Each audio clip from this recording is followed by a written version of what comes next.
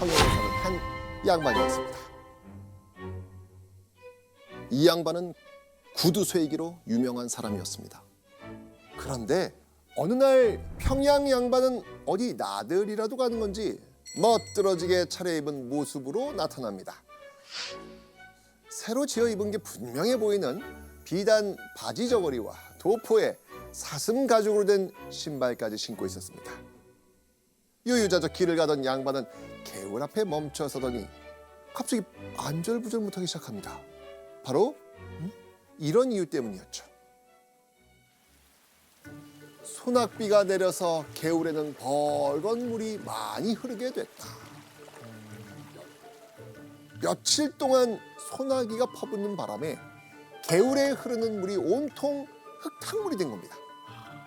게다가 원래 개울을 건너갈 수 있는 돌다리가 있었는데 수위가 높아지면서 돌다리가 물에 잠겨버렸거든요.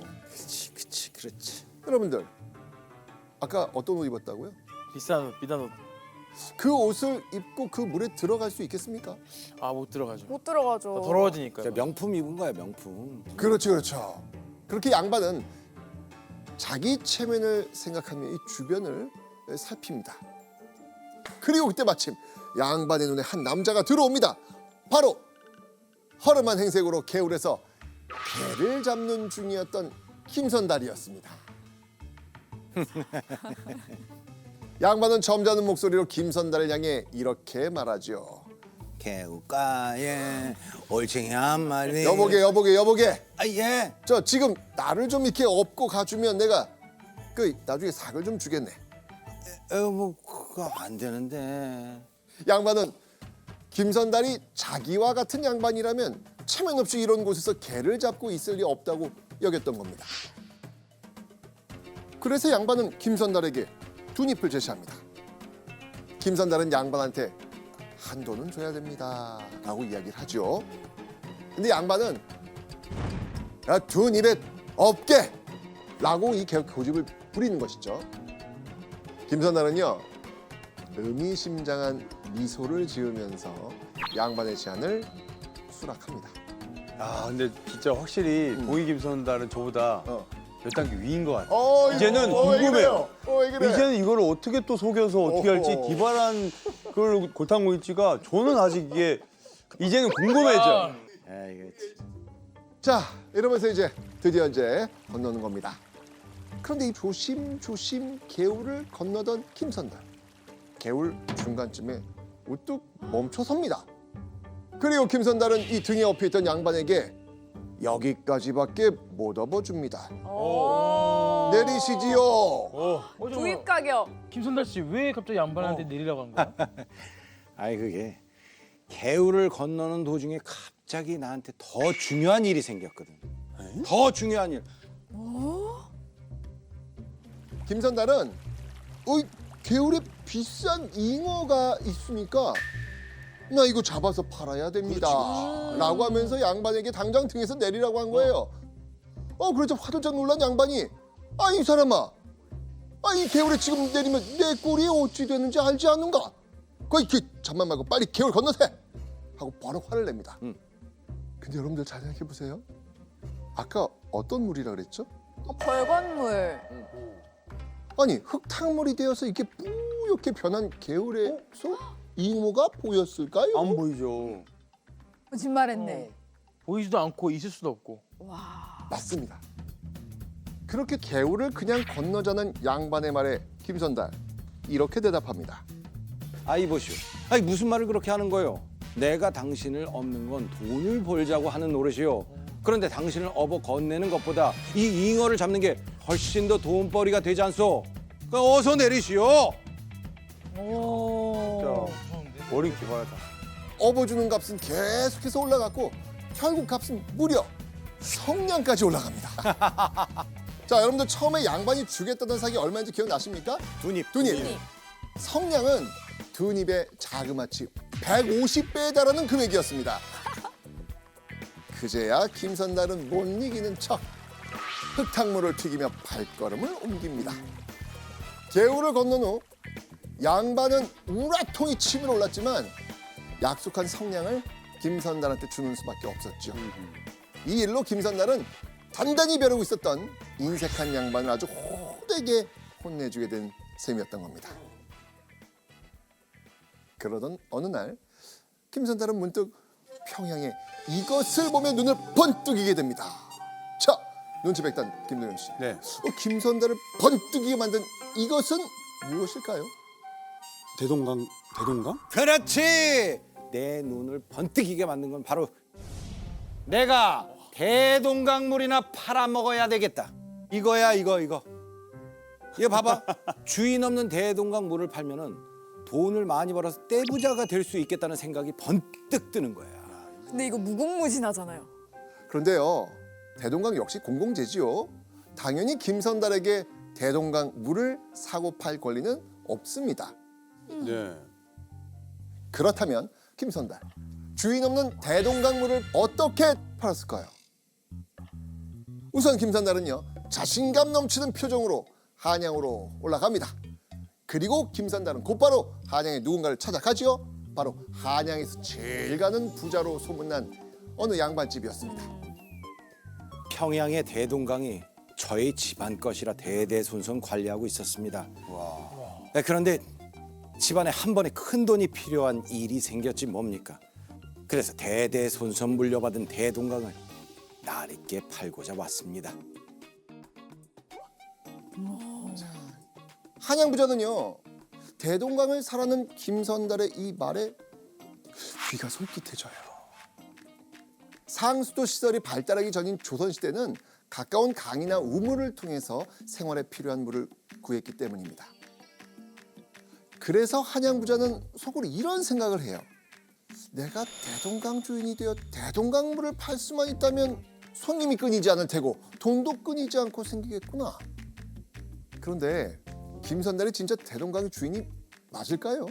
아니죠. 아니죠. 한양 부자는 이 김선달의 말만 믿고 덜컥 대동강을 살 수는 없었습니다. 근데 이때 김선달 씨가 이게 혹할 만한 그 미끼를 던져가지고 한양 부자를 대동강에 데려가신 거죠. 아이 그럼요. 한양 부자한테 자신만만하게 말했어. 나리께서 대동강을 직접 보시기만 하면 모든 걸 알게 될 겁니다. 그렇다면 이 김선달은 대체 대동강에서 뭘 보여주려고 했을까요? 바로 이들이었습니다. 바로 지금은 사라진 직업인 물장수입니다. 물장수는 주로 강에서 멀리 떨어진 곳에 살거나 우물이 없는 가정에 물을 운반했거든요. 그런데 대동강에 찾아온 물장수는 이런 행동을 하기 시작합니다. 물 기르러 온 사람들은 물을 한 지게 퍼서 짊어지고 봉이 김선달한테 돈을 한 푼씩 주고 갔다. 그러니까 대동강 물을 깃고 가면서 김선달한테 꼭 돈을 주고 가는 거예요. 그렇게 여유롭게 대동강 강변에 앉은 김선달은 하루 종일 물장수들에게 돈을 받습니다. 해가 뉘엿뉘엿 질 때쯤이 되니까 김선달 앞에는 돈이 수북히 쌓여 있었죠. 와 대단하다. 게다가 한양 부자는 평양에서 이 구매 욕구를 더욱 솟구치게 만드는 정보를 알게 됩니다. 바로 김선달이 살고 있는 평양에는 우물이 없다는 걸 알아버려요. 그렇기 때문에 평양 사람들은 생활에 필요한 물을 대부분 대동강을 통해 얻을 수밖에 없었습니다. 왜 평양엔 대체 우물이 없을까요? 이미 작업해 놓은 거 아니에요? 봉이 김선달이 우물을 다 없애요? 우물에다가 다 저기 똥을 넣어가지고 도시에. 충분히 그런 나쁜 짓 했을 것 같은데. 그 당시 평양 사람들의 인식을 그림을 보면서 살펴보면 더 잘 이해할 수가 있습니다. 그림 한번 같이 보시죠. 네. 이건 19세기에 그려진 기성도병이라는 이제 병풍인데요. 이거를 보면 저기 아래에 대동강이 흐르고 있어요. 그리고 우와. 위에 평양의 성이 그려져 있는데 이 평양성의 모습이 마치 배 같죠. 배가 떠 이 있어요. 왼쪽이 배의 끝부분이고 이 오른쪽이 배의 앞부분이라서 마치 오른쪽으로 이렇게 가는 배에 갔습니다. 그래서 행주형이라고 얘기를 했는데요. 그러니까 평양 사람들은 이 평양에 우물을 파는 건 배에 구멍을 뚫어서 이 평양이라는 배를 침몰시키는 것이다라고 생각을 했습니다. 아, 충분히 그렇게 생각할 만하네요. 배가 떠 있는 느낌이에요. 강 위에. 이런 얘기를 다 들었단 말이에요. 그러니까 한양 부자는 이 대동강의 주인이라는 김선달의 말을 완전히 믿게 돼요. 이보게, 내가 대동강을 도맡아 사겠네. 이때 김선달은요, 한양 부자에게 어마어마한 돈을 받아서 한순간에 벼락 부자가 됩니다. 수천 냥을 받았다고 해요. 선생님 그러면 대동강을 산 부자는 어떻게 됐어요? 이제 누려야 될 거 아니에요. 다음 날 한양 부자는 이 뒷짐을 지고 여유만만하게 어제 봤던 것처럼 물세 받으러. 물세를 거두러 대동강으로 향합니다. 그리고 오늘도 어김없이 대동강에는 물을 기르려고 온 물장수들이 나타났겠죠. 그런데 한양 부자의 표정이 곧 얼빠진 사람처럼 변하기 시작합니다. 아이고야. 들었나 봐. 한양 부자가 떡하니 이렇게 강변에 자리를 펴고 앉아 있는데,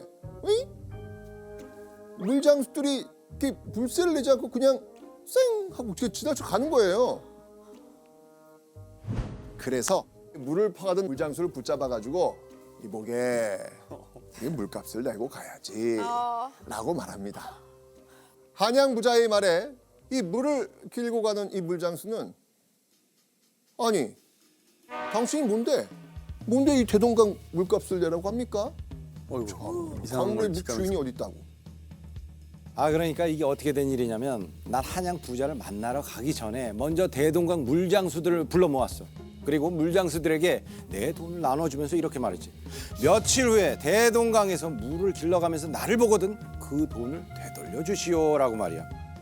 그래서 물장수들이 대동강변에 앉아있는 내게 돈을 준 거야. 한양 부자는 그제야 김선달의 거짓말에 속은 걸 알고 땅을 치고 후회했지만 이미 김선달은 유유히 사라진 뒤였습니다. 와 그럼 어떻게 뭐 잡을 방법도 없잖아. 그럼. 근데 교수님, 이게 참 봉이 김선달 이야기 중에서 김선달이 유독 이 한양 사람들을 골탕 먹이는 이야기가 많아요. 그 이유가 있을까요? 두 가지로 생각을 해볼 수가 있는데요. 첫 번째는 이제 속임수 측면에서 이 속임수가 통쾌하려면 속아 넘어가는 대상이 하찮거나 너무 착하거나 그러면 안 되거든요. 예, 거물이고 뭔가 좀 구린 구석이 있고 미운 구석이 있고 그런 어떤 유형의 인물로 이제 한양 사람들, 한양의 부자들, 권위 있는 양반들이 등장을 하는 거죠. 또 하나는 역사적으로도 살펴볼 수가 있는데요. 홍경래 난이 보여주는 것처럼 그 당시 평양 사람들의 인식 속에는 우리가 좀 차별받고 있다, 정치적으로 소외당하고 있다라는 생각이 있었습니다. 그러니까 이야기 속에서 김선달이 한양 사람들을 골탕 먹이고 하는 것을 보면서 일종의 대리만족을 느낄 수 있지 않았을까 싶습니다. 맞습니다. 이 변방 지형이었던 이 평안도는요, 이 당시 조선에서 소외받는 땅이었어요. 조선 후기 실학자 이중환이 쓴 택리지에는요, 평안도와 함경도 두 도에는 300년 동안 높은 벼슬을 한 자가 없다. 서울 사대부는 서북 사람과 혼인하거나 벗으로 사귀지 않았다. 라는 그런 이야기가 쓰여질 정도입니다. 그러니까 당시 조선에서 차별받았던 평안도 사람들의 서러움이 봉이 김선달이라는 인물에 녹아있는지도 모릅니다. 대동강을 팔아 조선에서 전설적인 존재가 된 꾀쟁이 김선달. 그런데 이걸로 남을 이 골탕 먹이는 김선달의 이 기상천외한 행각은 그럼 끝이 난 건가? 한몫 잡았는데. 여러분들, 사실 김선달이 누군가를 놀리기 위해 치밀하게 준비해둔 마지막 속임수가 있습니다. 그렇다면 김선달이 마지막으로 골려 먹을 상대 누구일까요? 엄마. 왕. 제가 마지막으로 골려먹을 상대는 바로 여러분. 저희요? 지금까지 내가 여러분들을 감쪽같이 속이고 있었다는 사실 몰랐었죠. 여러분들, 김선달은 조선시대 실존 인물일까요? 실존하는 인물이 아니고요. 입에서 입으로 전해져 오고 있는 구전설화 속 허구의 인물입니다. 없는 사람을 몇백 년 동안 이렇게 입에서 입으로 계속 전해지는 게 너무 신기하네. 진짜. 자, 그렇다면 구전으로 전해지던 이 김선달의 이야기가 맨 처음 글로 쓰여진 건 언제일까? 보시죠. 신문이에요? 이게 대한제국 때인 1906년 황성신문에 신단공안이라는 작자미상의 한문 소설이 여러 편 연재가 됩니다. 그중에 인홍병서봉 낭사승 명관이라는 제목의 소설이 있었는데요. 이게 바로 봉이 김선달에 대한 이야기입니다. 1906년 6월 28일부터 8월 18일까지 45회에 걸쳐 김선달에 대한 이야기가 연재가 돼요. 45회. 네. 신단공안에서는 김선달의 본명을 김인홍이라고 소개하고 있습니다. 어이? 이름까지? 네. 김인홍이라는 김선달의 본명은 구전설화에는 등장하지 않고요. 오로지 이 신단공안에만 소개되고 있는 이름입니다. 여기서 김선달의 본명이 김인홍이라는 설정까지 덧붙여지게 된 거죠. 지금 소개한 신단공안을 시작으로 봉이 김선달과 관련된 설화가 수많은 책으로 출판되면서 김선달은 오늘날 우리에게도 잘 알려지게 된 것이죠. 근데 제가 궁금한 게 이게 네. 좀 뭔가 위인이라든지 뭔가 존경받거나 뭔가 깨닫는 게 있는 사람이 아니고 사기치는 내용인데 뭐 어떤 것 때문에 계속 전해지고 맞아요. 영화도 나오는 걸까요? 어떤 매력이 있는 네. 거예요? 네. 그게 김선달은? 궁금한데요? 이게 영웅 이야기는 뭔가를 대표해요. 가문을 대표한다던가 어떤 나라를 대표한다던가 그래서 훌륭한 일을 하거든요. 근데 김선달은 대표하는 게 그냥 자기예요. 자기의 욕망에 되게 충실한 인물이거든요. 근데 조선 후기 사회를 생각하면 그러니까 전공법이 통하지 않는 사회에서 살아남기 위해서는 전공법을 버려야 되는 거거든요. 저는 김선달이 그런 좀 반영웅 이런 것으로 되게 좀 매력적이라고 생각해요. 그거구나. 자, 조선 후기 부정부패가 심해지면서 돈과 권세를 가진 이들의 횡포로 고통받았던 백성들은 김선달이라는 그 괴짜의 일탈이 소소한 즐거움을 주진 않았을까요?